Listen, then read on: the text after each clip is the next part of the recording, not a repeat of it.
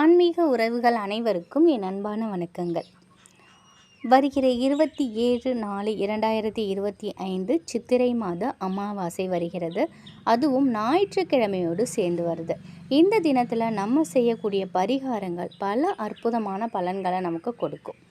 அந்த வகையில் பணம் சேருவதற்கு உப்பை வைத்து செய்யக்கூடிய ஒரு எளிமையான பரிகாரத்தையும், எலுமிச்சை பழத்தை வைத்து செய்யக்கூடிய ஒரு எளிமையான வழிபாட்டையும் தான் இந்த பதிவில் நம்ம பார்க்க போகிறோம். பொதுவாகவே அமாவாசை தினத்தில் செய்யக்கூடிய பரிகாரங்கள் எதுவாக இருந்தாலும் அதற்கு பலன் அதிகம். அதுவும் குறிப்பாக இந்த ஞாயிற்றுக்கிழமையில் வரக்கூடிய இந்த அமாவாசை நாளில் நம்ம இந்த மாதிரி செய்யும் பொழுது நம் வீட்டில் அனைத்து கண்திருஷ்டிகளும் நீங்கும், பண வரவில் நல்ல ஒரு முன்னேற்றம் ஏற்படும். இந்த பரிகாரத்தை காலையில் பிரம்ம முகூர்த்த வேலையில் செய்யலாம், இல்லைன்னா மாலை 6 மணிக்கு மேலே செய்யலாம். ஞாயிற்றுக்கிழமை அன்று முழுவதுமே அமாவாசை திதிங்கிறது இருக்குது. அதிகாலை 3 மணிக்கு மேலேயே உங்களுக்கு அமாவாசை திதி ஆரம்பிச்சிடுது. ஞாயிற்றுக்கிழமை அதிகாலை 1:30 வரைக்கும் இந்த அமாவாசை திதி இருக்குது. இந்த பரிகாரத்தை செய்கிறதுக்கு நமக்கு நல்ல ஒரு மஞ்சளாக இருக்கக்கூடிய பட்டு துணி இல்லைன்னா காட்டன் துணி தேவை. மஞ்சள் நிற துணி இல்லை அப்படின்னாக்கா அந்த வெள்ளை நிற துணி எடுத்துக்கிட்டு அதை மஞ்சள் தண்ணியில் தோய்த்து எடுத்து காய வச்சு எடுத்துக்கோங்க.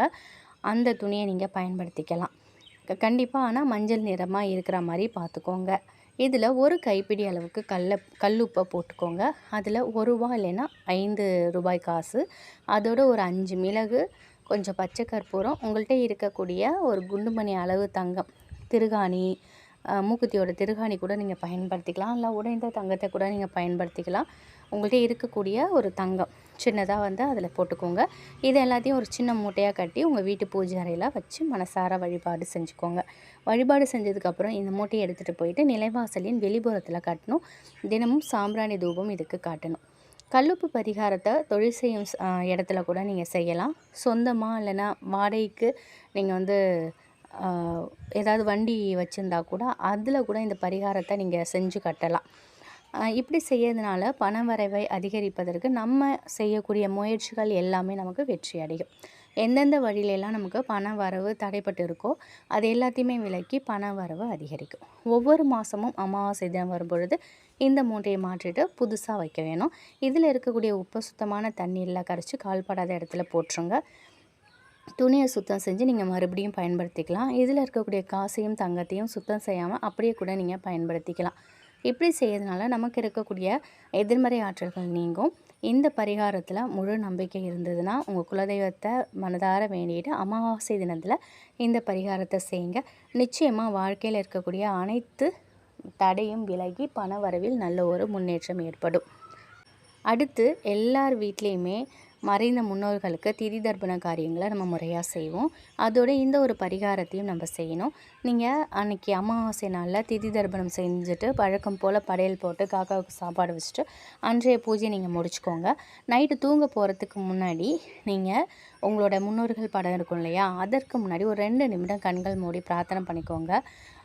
அவங்கள்ட்ட உங்களோட ஆசைகள் எங்களுக்கு கிடைக்கணும் அப்படின்னு மனப்பூர்வமாக வேண்டிக்கோங்க. இந்த பரிகாரத்தை அவங்கக்கிட்ட வேண்டிக்கிட்டு தான் நீங்கள் செய்ய ஆரம்பிக்கணும். ஒரு எலுமிச்சை பழம், நல்லா பழுத்த எலுமிச்சை பழமாக ஒரு எலுமிச்சை பழம் எடுத்துக்கோங்க. அந்த விபூதியில் எலுமிச்சை பழத்தை அப்படி நிற்கிற மாதிரி வச்சு அதற்கு மேலே ஒரு சின்ன கற்பூரம் வச்சு ஏற்றி விடுங்க. எலுமிச்சை பழத்திற்கு மேலே கற்பூரம் ஏறிக்கட்டும். மறைந்த முன்னோர்களுக்கு செஞ்ச வழிபாட்டில் ஏதாவது குறைபாடுகள் இருந்தால் மன்னிங்க, நாங்கள் தெரிஞ்சோ தெரியாமல் நாங்கள் செய்த தவறுகளுக்கு மன்னிப்பு கேட்குறோம். எங்களுக்கும் எங்கள் குடும்பத்துக்கும் அடுத்தடுத்து வரக்கூடிய சந்ததிகளுக்கும் நீங்கள் பாதுகாப்பாக இருக்கணும்.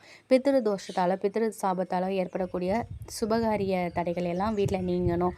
வீட்டில் பண கஷ்டமோ மன கஷ்டமோ பொருள் இழப்பீடு உயிர் இழப்பீடு இப்படி எதுவுமே இல்லாமல் நீங்கள் தான் பார்த்துக்கணுன்னு மனமுருக பிரார்த்தனை பண்ணிக்கோங்க. எலுமிச்சை பழத்தின் மேலே ஏற்றப்பட்ட கற்பூரம் எரிந்து கொண்டே இருக்கும். நீங்கள் வீட்டில் பிரார்த்தனை பண்ணிக்கோங்க. இந்த பரிகாரத்தை யார் செய்யலான்னு பார்த்தீங்கன்னா, மறைந்த முன்னோர்கள் அவங்களோட மகன் இருந்தால் செய்யலாம்.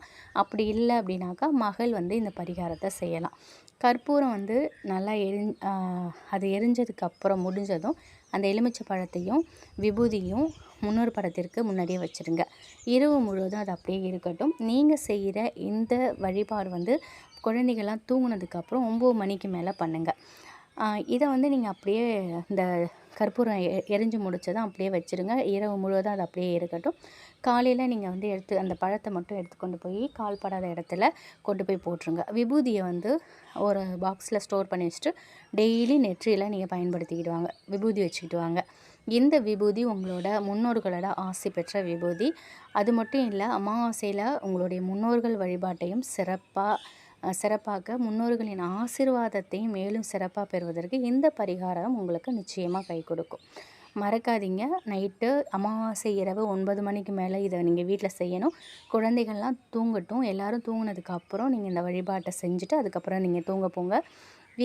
உங்களுடைய வீட்டில் தீர்க்க முடியாத ஏதாவது ஒரு பிரச்சனை இருக்கும்ல, அந்த பிரச்சனை அடுத்து ஒரு சில நாட்களில் தீரும். குடும்பத்தில் இதுவரைக்கும் நடக்காத சுபகாரியங்கள் எல்லாமே இனி வரக்கூடிய காலகட்டத்தில் அடுத்தடுத்து நடக்க ஆரம்பிக்கும். இந்த பரிகாரத்தை செஞ்சதுக்கப்புறம் உங்களுடைய குடும்பத்தில் நீங்கள் நிறைய நல்ல மாற்றங்களை நிச்சயமாக பார்க்க முடியும். இது ஒரு ரகசிய வழிபாடு தான்.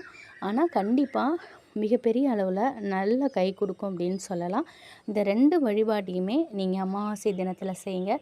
ரொம்ப ரொம்ப அற்புதமான அந்த ஞாயிற்றுக்கிழமையில் இதை நீங்கள் செய்து பாருங்கள். அமாவாசை திதியில் வந்து பெண்கள் காலையில் எழுந்து வாசலை கூட்டி தண்ணீர் தெளிச்சிட்டு வாசலில் கோலம் போடக்கூடாது. இது நிறைய பேருக்கு தெரிஞ்சிருக்கும். தெரியாதவங்களுக்காக இந்த ஒரு விஷயத்தை நான் வந்து சொல்லிக்கிறேன். அமாவாசை அன்று கோலம் போடக்கூடாது. அமாவாசைங்கிறதுனால நிறைய பேர் வீடுகளில் இதை வந்து கடைப்பிடிப்பாங்க. சில பேர் வந்து வெள்ளை நிறத்தில் பளிச்சுன்னு கோலம் போடாமல் செம்மண்ணில் வந்து சின்னதாக கோலம் போடுவாங்க. அது வந்து உங்கள் வீட்டு வழக்கப்படி நீங்கள் அதை செஞ்சுக்கோங்க. வாசல் கூட்டி முடித்ததுக்கப்புறம் ஒரு எச்சில் படாத டம்ளரில் சுத்தமான தண்ணீர் ஊற்றி அதில் 2 துளசி இலைகளை போட்டு உங்கள் நிலைவாசல் படியில் வைக்கணும். அந்த டம்ளருக்கு பக்கத்தில் சின்னதாக ஒரு தட்டில் நாட்டு சர்க்கரையோ வெல்லமோ பனக்கற்கண்டோ ஏதாவது ஒரு இனிப்பு சுவை நிறைந்த பொருளை அதில் வைங்க. இந்த 2 பொருளையும் நிலைவாசல் வைக்கும் பொழுது, இது எங்கள் வீட்டு முன்னோர்களுக்காக வைக்கக்கூடியது, முன்னோர்களின் மனசாந்தி அடையணும், இன்றைக்கி அமாவாசை திதிங்கிறதுனால எங்கள் வீட்டுக்கு முன்னோர்களை வரவேற்பதற்காக, எங்கள் முன்னோர்களது வழிபாட்டை நிறைவு செய்வதற்காக இந்த பொருளை வைக்கிறோம் அப்படின்னு மனப்பூர்வமாக வேண்டிக்கிட்டு இந்த பரிகாரத்தை செய்யுங்க. அமாவாசை திதிங்கிறதுனால உங்கள் வீட்டு முன்னோர்கள் நீங்கள் போடும் படையலை சாப்பிட்றதுக்காக உங்கள் வீட்டிற்கு வருவதாக சாஸ்திரத்தில் சொல்லப்பட்டிருக்கு. உங்கள் வீட்டிற்குள் நுழையும் முன்னோர்கள் அவர்களுக்காக வைக்கப்பட்ட இந்த தண்ணீரையும் இணைப்பு பொருளையும் பார்க்கும்போது மனம் குளிர்வாங்க. அவர்களில் வந்து நீங்கள் மறக்கலை அப்படிங்கிறத நிலைவாசலுக்குள் நுழையும் போதே கண்டுபிடிச்சிருவாங்களாம்.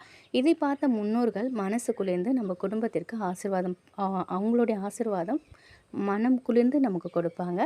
புத்திர தோஷம், முன்னோர் தோஷம் இருக்கிறவங்க இந்த பரிகாரத்தை செய்வது ரொம்ப ரொம்ப நல்லது. சில வீடுகளில் பெண்களால் அமாவாசை படையல் போட முடியாது. காலையில் அவசரமாக எழுந்து குளிச்சுட்டு வேலைக்கு போயிடுவாங்க. அப்படிப்பட்டவங்களும் இந்த பரிகாரத்தை செய்யலாம். அமாவாசை படையல் போட முடியலனாலும் அமாவாசை படையல் போட்டு முன்னோர்கள் வழிபாடு செய்த புண்ணியத்தை இது வந்து உங்களுக்கு கொடுக்கும். காலையில் இந்த 2 பொருளையும் நிலைவாசல் படியில் வைங்க. ஞாயிற்றுக்கிழமை அன்று காலை மறக்காமல் இதை நிலைவாசல் படியில் வைங்க. திங்கட்கிழமை காலையில் இதை எடுத்துகிட்டு தண்ணீரை கால்படாத இடத்துல போட்டுருங்க. அந்த சர்க்கரையை நிலைவாசல் படிக்கு வெளியில் தூவிடுங்க. இந்த 2 பொருளையும் ரோட்டு பக்கத்தில் இருக்கக்கூடிய உங்கள் கேட்டில் வைக்கக்கூடாது. வீட்டு நிலைவாசல் கதவு இருக்கும்ல, அந்த வீட்டிற்குள் நுழையக்கூடிய கதவு பக்கத்தில் தான் இந்த பொருளை வைக்கணும். இது ரொம்ப ரொம்ப முக்கியமானது, மனசில் வச்சுக்கோங்க. கதவை திறந்தோன்னே உங்கள் வீட்டு ஹாலுக்கு போகணும். அந்த இடத்துல இந்த பொருளை நீங்கள் வைக்கணும். இதை மறக்காமல் செய்து பாருங்கள். இந்த 3 வழிபாடையும் முழு நம்பிக்கையோட மனதார உங்கள் முன்னோர்களுக்காக செய்யுங்க. நிச்சயம் தீர்க்க முடியாத கடனும் தீரும், பணமும் பெருகும், வீட்டில் ஒற்றுமை அதிகரிக்கும், சந்தோஷம் பெருகும், அனைத்து நல்லதும் தானாக நடக்க ஆரம்பிக்கும். நிச்சயம் இந்த ஒரு தகவல் உங்களுக்கு பயனுள்ளதாக இருக்கும் அப்படின்னு நம்புகிறேன். நன்றி.